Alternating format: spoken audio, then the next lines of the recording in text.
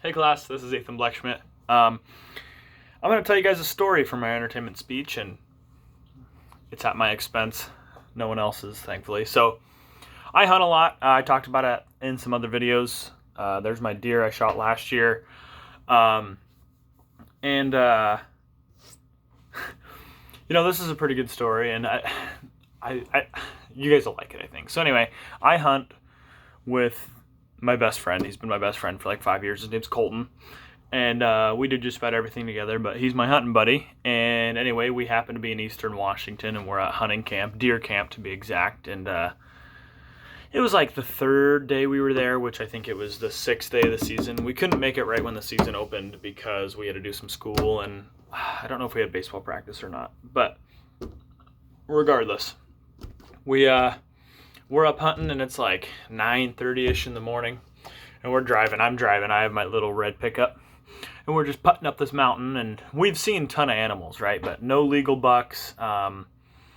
We can also, I forgot to say this, during deer season, you can shoot bear and cougar because it's open at the same time. And if you have a tag for it, you can shoot those, but those are a lot more rare than deer. So we usually just say we're deer hunting. But anyway, we're rolling up, and well, I go, hey Colton, I got to pull over for a couple minutes. And he's like, why, what's up? I was like, nature's calling. Which, when you're up in the woods for a week, it's bound to happen, and it's kind of funny, I know. But anyway, we pull over, I park my truck, I shut it off, and I'm like, hey, I'll be back in a minute or two, and he's like, all right, that's fine. And anyway, this road kind of like snaked up this mountain, and it would like go to opposite sides of this big face, and so basically you could see off both sides, and I'm sure most of you have been to Eastern Washington, and not a lot of undergrowth you can see a long ways. So anyway, he's like, well, I'm going to go look.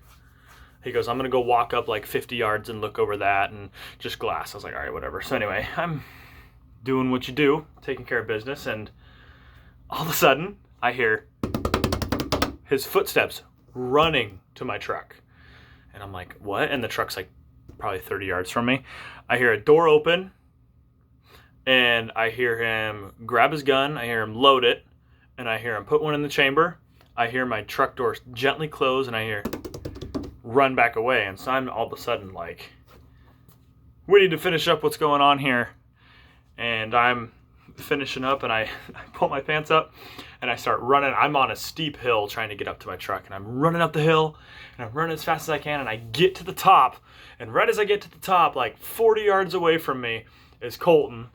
And he is on his tiptoes because the road's here and it goes super sharp down. And he's like, if this is the edge where my fingers are, he's standing right here. He's on his tiptoes looking over the edge, holding his gun, and he goes, boom!